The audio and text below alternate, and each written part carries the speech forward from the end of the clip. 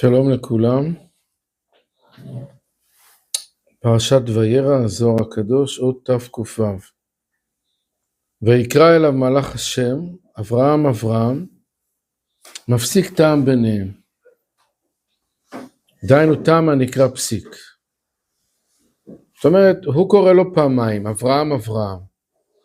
אבל יש מין סימן כזה, שחוצץ בין אברהם הראשון לאברהם השני.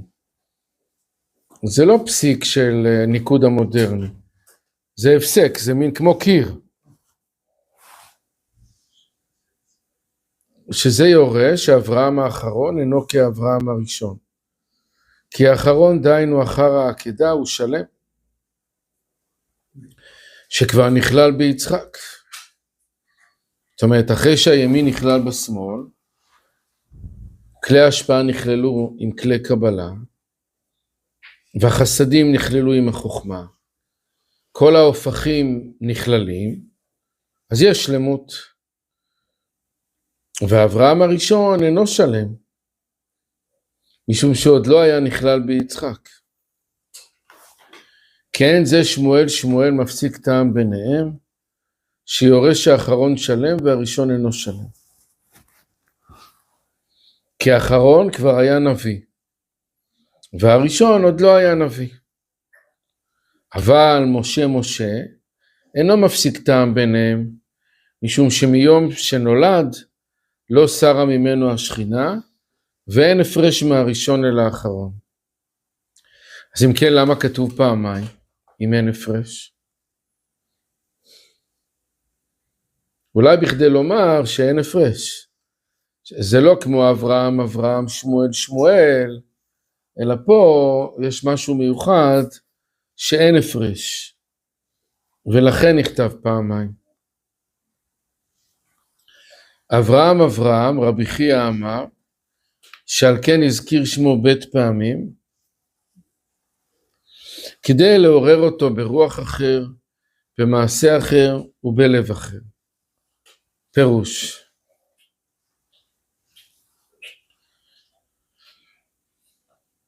כי עד עתה היה מתלבש בדין, כדי לקיים מצוות הקדוש ברוך הוא, לעקוד את בנו. זאת אומרת, לחתוך את נשמת בנו. אז היה צריך להתלבש בדין. על כן היה המלאך צריך להחזירו למידת החסד. וזה עשה בכפילות שם אברהם אברהם, שעוררו ברוח אחר, שלא ישלח ידו אל הנער, אז הוא מושך אותו מהדין אל החסד. ברוח אחר, ובמעשה אחר. שיעלה העי לעולה תחת בנו, ובלב אחר לאהוב את יצחק בנו כבראשונה.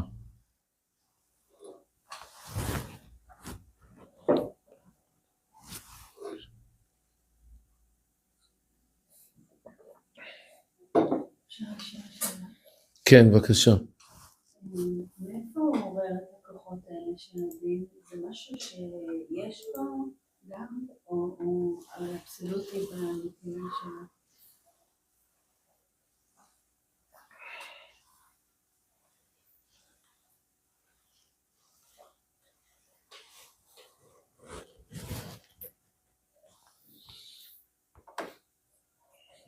הזוהר אמר במאמר הקודם, שעצם זה שהוא מתעסק עם יצחק, אז זה תגבר אצלו את הדין, כי כל היצחק זה קו שמאל שהוא דין.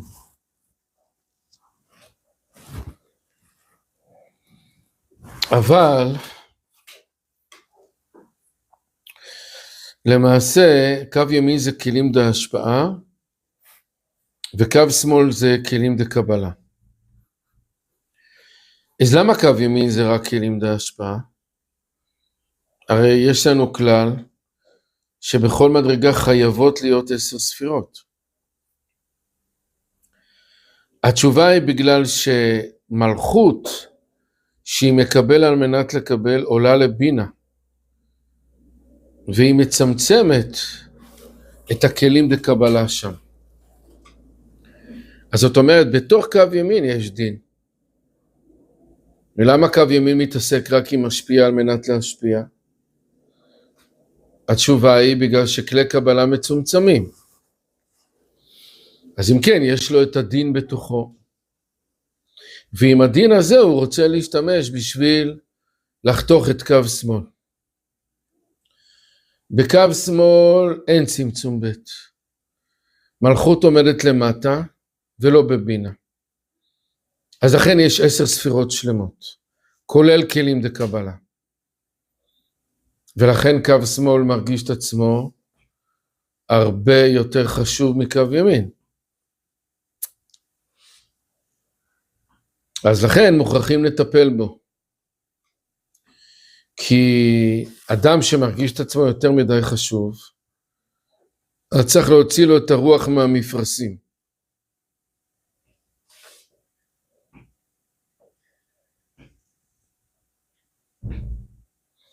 אז זאת אומרת, הקו ימין לוקח את המלכות דמידת הדין שיש בו, והוא משתמש איתה, הוא מכניס אותה לתוך הכלי קבלה די יצחק, בכדי לנטרל את כלי הקבלה הללו.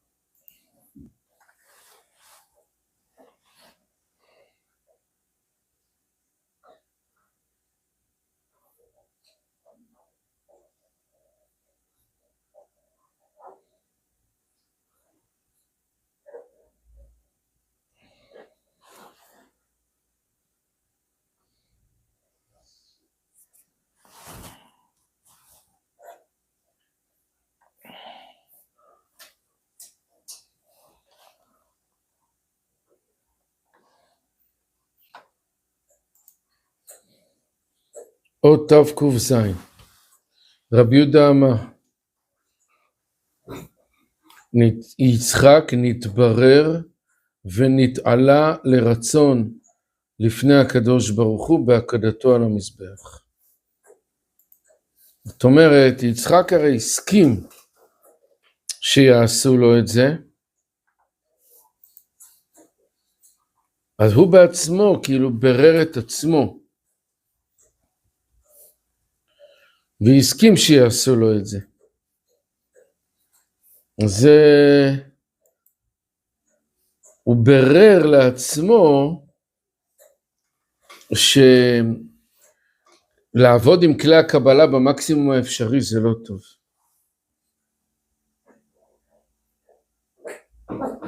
זה גם בדיוק כמו אברהם, הוא קיבל את זה באותה מידה כמו אברהם, מהמקום שפשוט ככה שם רצה, אז אני מקבל. כן.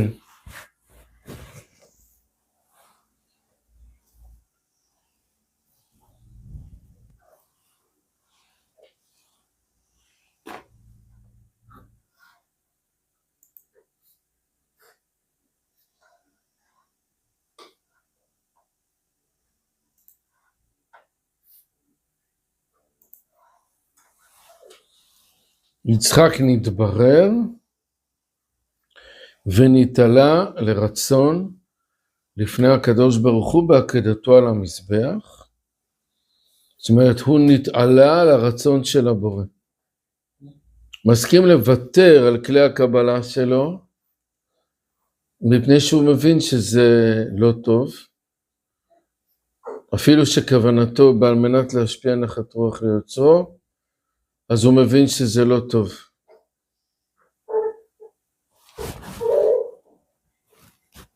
כריח של קטורת הסמים, שהיו מקריבים לפניו הכהנים בית פעמים ביום,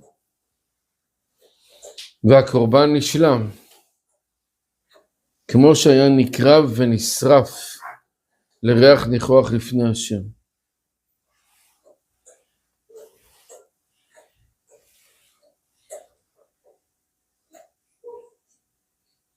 אבל גם אם הוא לא היה מבין, הוא היה מקבל, זה לא בדיוק עניין של האמונה. קטורת הסמים, קודם כל, הקטרה עולה ממטה למעלה, כמו עשן, שזה מרמז על הרצון של התחתונים להשפיע על העליון. העניין של קטורת זה קשורת, התקשרות, קשורת הסמים. קטורת, קטר קיטרין, זה קשר קשרים, בארמית. היו לוקחים 11 סוגים שונים של פסמים ומערבבים אותם, ואותם היו מקטירים. וזה היה ריח ניחוח לפני השם.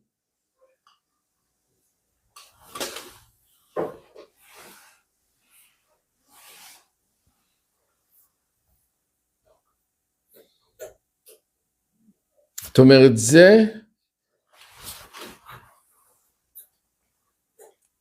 זה נתן לקדוש ברוך הוא את האפשרות להיות נוכח.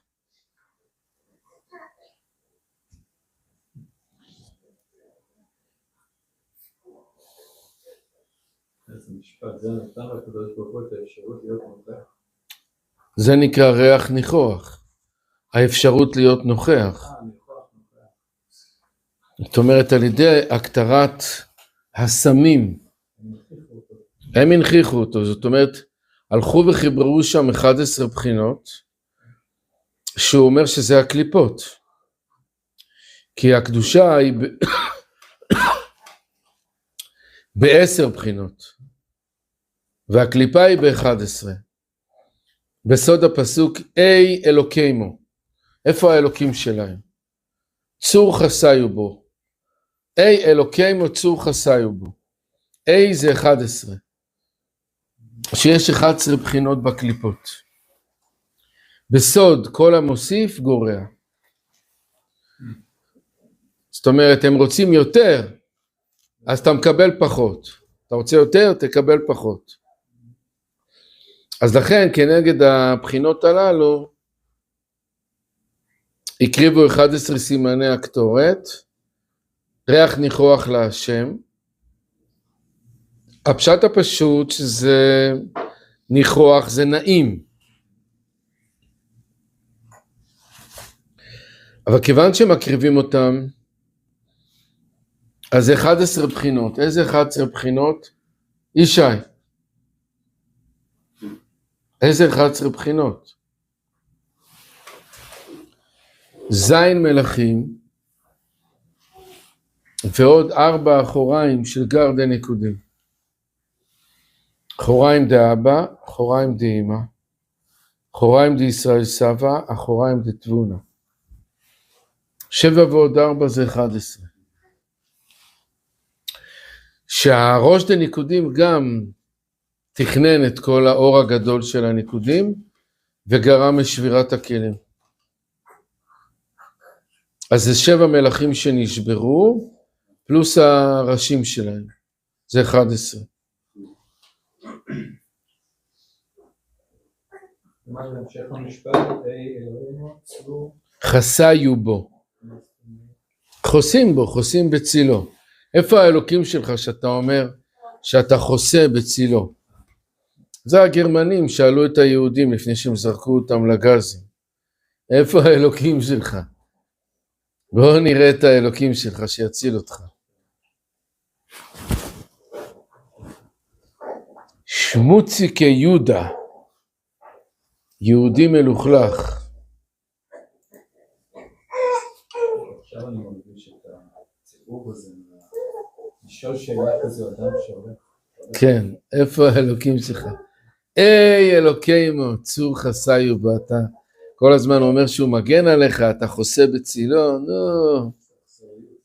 כן, עד הרגע האחרון כאילו, גם פיזית וגם נפשית. גם נפשית. כן.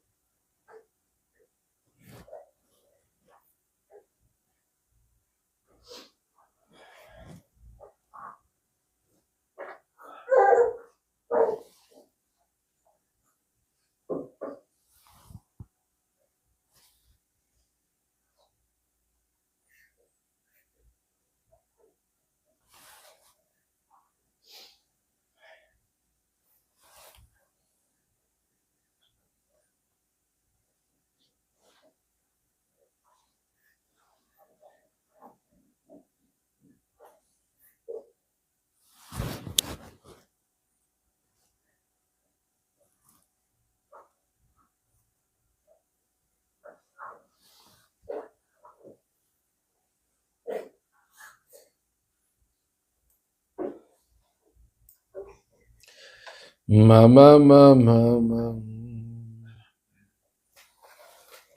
נוי דוי.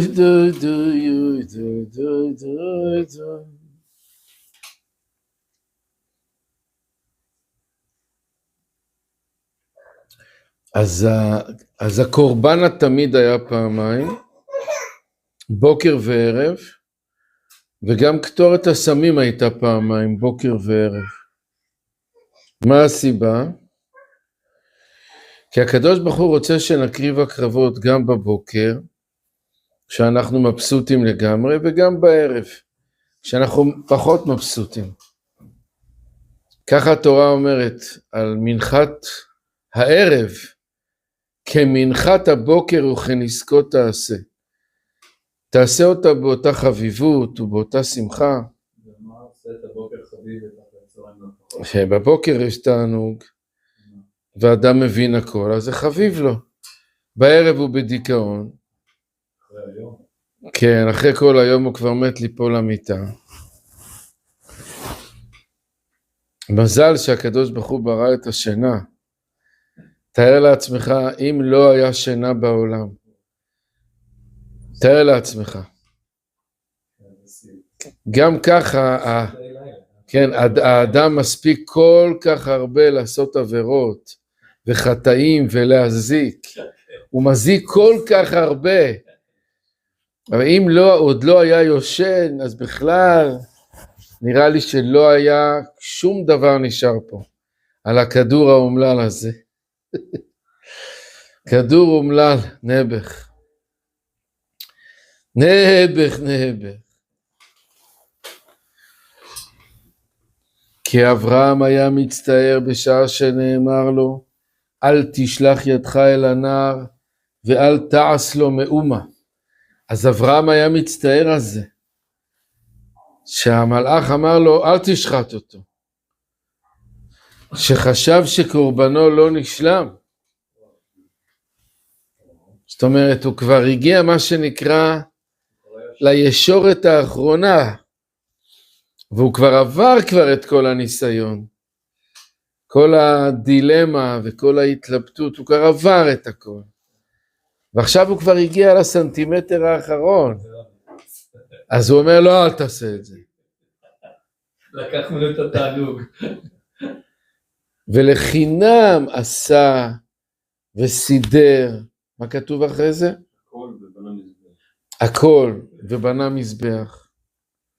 מיד ויישא אברהם את עיניו, וירא והנה איל, אחר או אחר? נאחז בסבך בקרניו. והקריבו תחת יצחק ובזה נשלם. אז הוא הקריב אותו במקום יצחק. אז מה אנחנו מציירים לעצמנו? שהוא כבר היה באטרף של הקרבה. אז היו מוכרחים לתת לו איזה איל, כי הוא היה כבר באטרף. אתה מוציא ממנו את זה, אתה חייב לתת לו את זה. הנה למדנו שהוא איל שנברא בין השמשות היה. האיל הזה נברא בין השמשות. מה זה אומר בין השמשות? שזה שיתוף מידת הרחמים בדין. כי הלילה זה דין והיום זה רחמים. אז בין השמשות זה שיתוף. זה מצב הדמדומים. הוא בן שנתו היה. כמו שאתה אומר, כבש אחד בן שנתו. וכן הוא צריך להיות כמו עולד תמיד.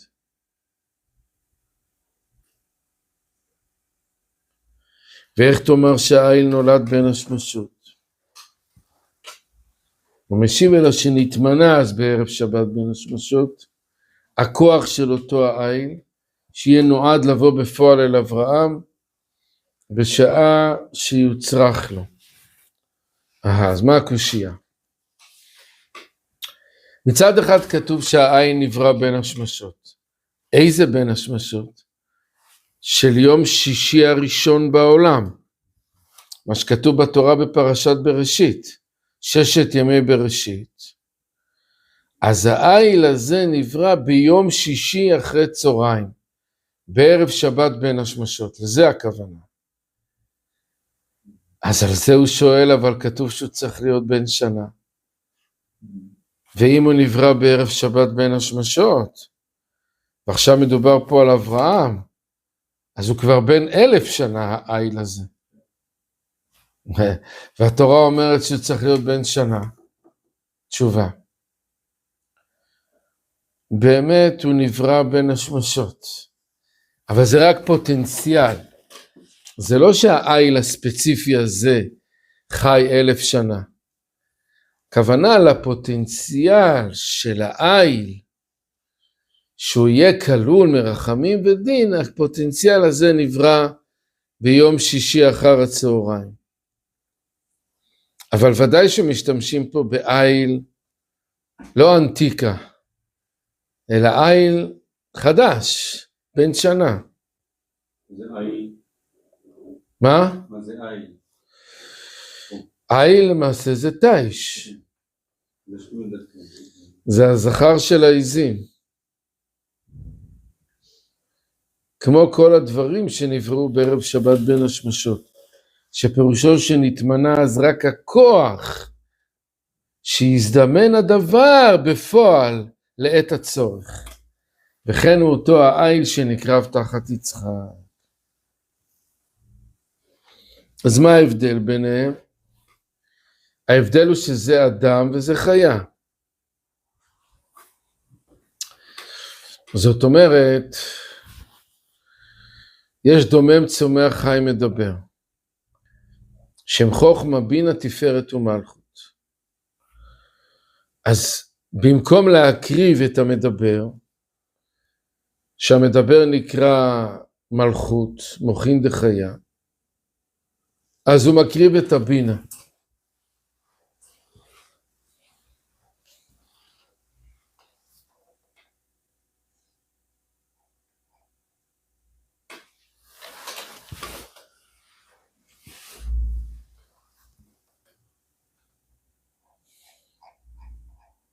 מה זה אומר מקריב את הבינה? מה הבינה מסמל? זאת אומרת, זה מסמל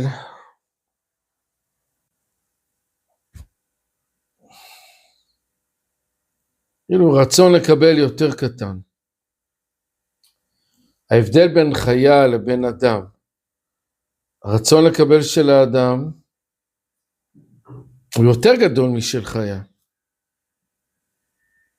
אז כאילו...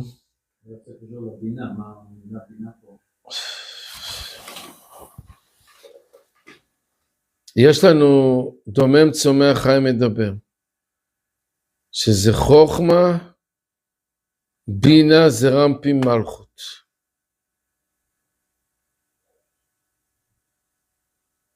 רצון לקבל של החוכמה הוא קלוש, זה דומם. של הצומח זה בינה, זה קצת יותר מפותח. של החי זה זרמפין עוד יותר מפותח. ושל המדבר זה המלכות, זה עוד יותר מפותח. זה רצון לקבל הכי גדול. אז עכשיו, אם הוא מקריב כאילו את הרצון לקבל הכי גדול, מה זה ההקרבה? שחלק הולך להשם וחלק הבעלים ניזונים ממנו. אז יוצא שהוא ניזון ממדבר, ובמקום זה הוא ניזון מחי, ולא ממדבר. זה רמפין, לא בינה, כן.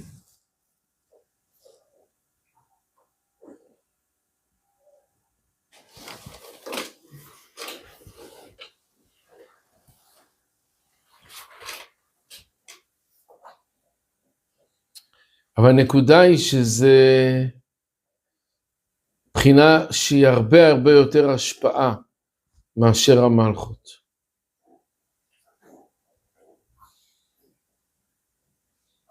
כאילו עם המלכות אי אפשר להתמודד, אז לכן אסור קורבן אדם, כי אי אפשר לתקן את זה. לכן צריך בחינה יותר חלשה, כמו יסוד, שאיתה אפשר להתמודד. אז או שאני משייך את העי לזרמפין או לבינה. אחד מהשתיים.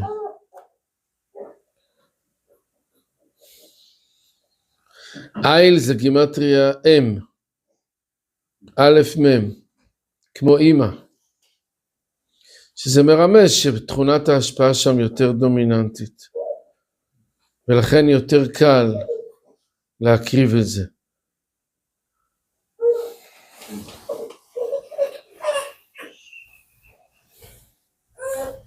אז אנחנו נסיים כאן. מי שרוצה להיפגש היום, כן, מי שרוצה להיפגש היום, אז היום במקום זיכרון יעקב זה לא מתאפשר, זה יהיה בבנימינה בשעה 5 ברחוב קרן היסוד 2. זה נקרא בית כנסת תפארת בנימין, ברחוב קרן היסוד 2.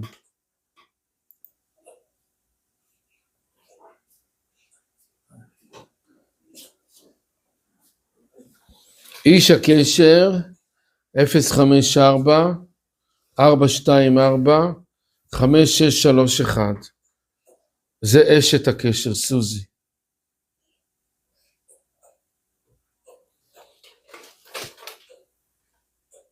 ואחר כך ב7:30 בקריית טבעון במקום הרגיל, רחוב זבולון 9, בית הכנסת בית שערים. להתראות.